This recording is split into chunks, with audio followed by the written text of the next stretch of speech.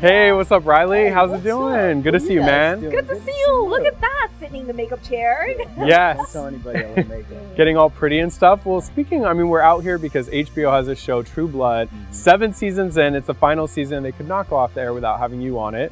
They bring you in, Riley Smith. They have you as Keith, Arlene's love interest. So tell us what it was like kind of to go on a show. It's a beast of 7 seasons and just kind of fit right in and tell us about your character. I play Keith, who is Arlene's new love interest. And, the show's hugely popular. So I was very excited to join the cast. I was running out of time, really. Right? You were in the last, you snuck right in there. You're like, I'd never read for the show before. I'd always been a fan of it. So I made my one opportunity count, and then it happened so fast. Like I got a call that I got the job before I even got home from the meeting. And 2 days later, I'm sitting in Bill's house with all of the main vampires in my first scene, and I was just pinching myself like, this is real, this is happening. But everybody is like a family over there. They were really welcoming to me, and the seasons just went by so fast. All of a sudden, it's almost over. Yeah. And I wish I had 7 more with them. Spin-off. I know, right? That would be a wonderful possibility. That's and what what I'm I hoping love the most about your character, Keith, is that he's not only a vampire, which is already super sexy, but he's also like a rock and roll star. He plays the guitar. I know you come from like a little bit of a musical background, so what was it like merging the two together? Yeah, well, that's a good point. I do play music in real life for fun, but I never had gotten to do it on the show. They never really made it a requirement. It was kind of a background character development thing about the character, but they've never showed me playing on the show, and I've like asked to play, but maybe in the spinoff. Yeah. Like I want a whole set. Yeah. So it's been 7 seasons of a show. Everybody's comfortable. It's probably a very loose set. You got to tell me, you have Anna Paquin, you have Steve Moyer. Tell me what's it like on set. What's the vibe like? Are you guys joking around? Yeah, it's a really loose set. They've been doing it for 7 years, so they got it down pat. And so they have fun with it. And they don't, ever take it too serious when they don't have to, which I love. But I've always said that a good set starts with the 2 leads, and if they're cool, everybody's cool. And Anna and Steve are the coolest leads that you could possibly have. Did you guys know they're married in real life? Yeah. Okay, I did not do that. You didn't know that? I did not do that research before. Do you live in a cave? I don't. He's been under the rock for a little bit, clearly. I definitely don't read tabloids, so I did not know this. And so day 1 on set, I'm feeling this chemistry between them that's just not as normal as it would be. And it's like off camera, I'm like, they're looking at each other. Were they kind of like arguing like a married couple? No, they were flirting with their eyes, And I was like, is anybody else picking up on this? And it was Carrie Preston, who plays Arlene, who told me, she's like, well, I hope they're flirting, they're married. I wish you would have played it off. You should have been like, you should go leak it that they have a crush on each other. Yeah. You'll be the first one to leak it. In 2014, they're like, this is not 2007. Right. Yeah. No, that was a funny situation for me to be in, because I was like, is anybody else picking up on this? But stolen glasses from afar. Yeah. You're like, they even both have wedding rings. Yeah. They're both That's crazy. Their husbands and wives know about this. Yeah. No, that was a funny situation that I got in. But Steven especially is a jokester. Like he's always keeping it light, and there's times where he's got his iPad and he's showing us pictures of his kids, and they're like, roll camera and action, Suki, cut. So anyway, here's my kid on a bike, and he's a jokester.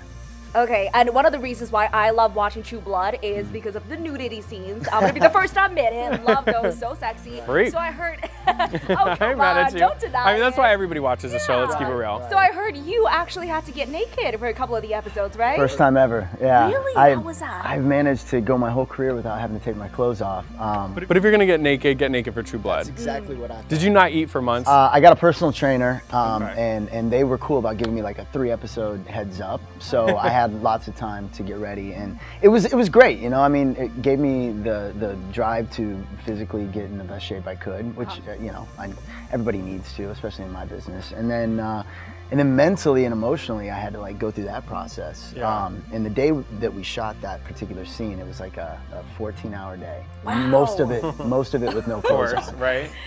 But they do it every episode on True Blood, so they know how to make it comfortable, a safe environment. Our director Simon was so cool with us, and we had like a little meeting beforehand to make sure we all knew what we were doing. And by like hour 2 of shooting the scene, we were completely comfortable. It was like, I don't even need my robe in between. Like, we're fine now, Just streaking. Yeah, I was totally streaking in the sock. That's all we had. What was like the first thing you ate once it was all done? Did you just run to like Pizza Hut? No, you know, it's funny. Once you kind of get in that mentality, like pizza doesn't even really sound as good as you want it to. I remember we had at lunch that day, we had a really good lunch, and both Carrie and I were like, nah, we'll just have a protein shake. Okay, so you've been keeping up, right? Well, since that scene, no. Then I kind of fell back off the wagon a little bit. Now I like pizza again.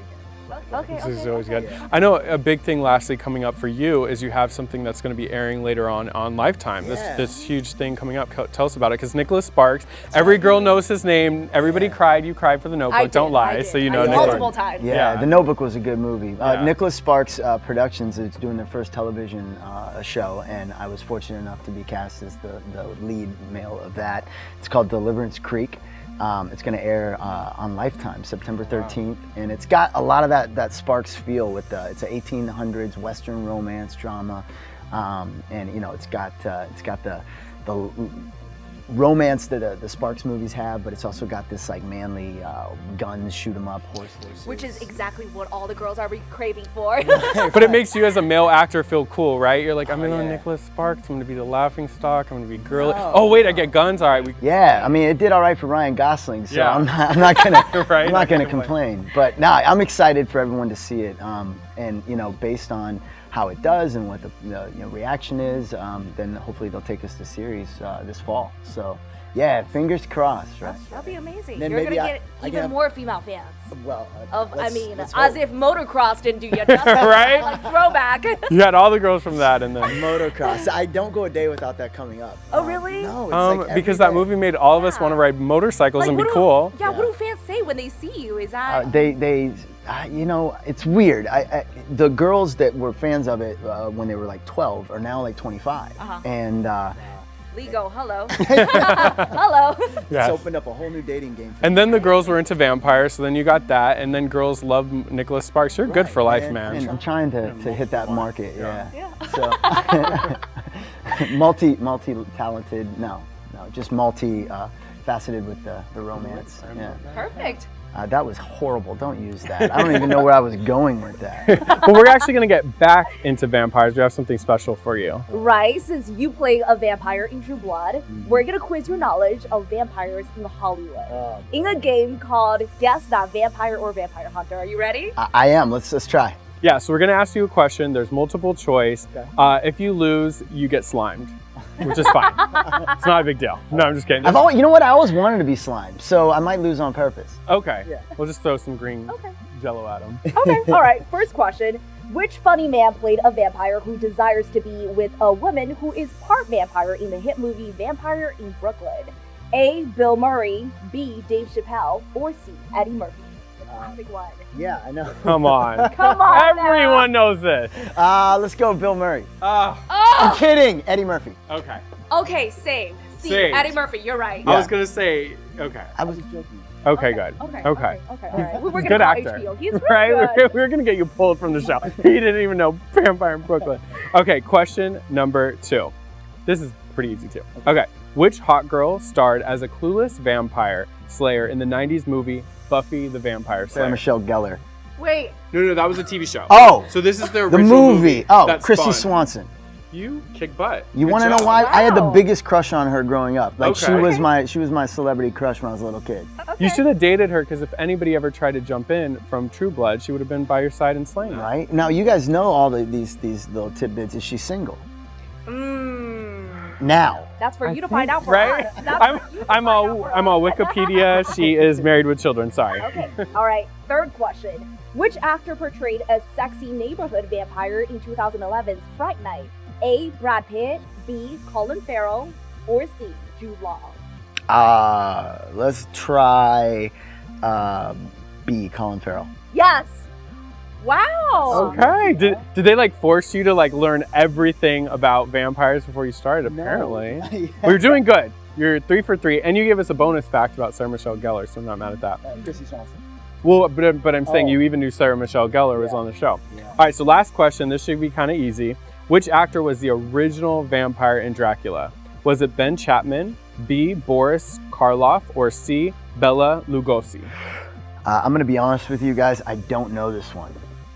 Okay, so let's give him a hint. What should our hint be? Okay. I've got. Oh, the answer's first name was also a character in Twilight, which had to do it. Okay. So was it Ben Chapman, Boris Karloff, or Bela Lugosi? C. Bela Lugosi. Yes, you know your vampires. So, You know your Twilight. One vampire helped out another. Yeah, you like that? We gave you a little hint. Well, thank you so much for letting us come on set. We definitely will check out Lifetime. Thank you very this much year. for joining me, surprising me. It was a Absolutely. pleasant surprise. We'll let you get back to contouring. Yeah, it's getting pretty. Because you got to look good when you bite people in the neck. Of course. Yeah. All right. We're gonna go check out some of the other stages. So nice. Yeah, to see you. good to see you, man. Too. Can't wait to see you. Thank you.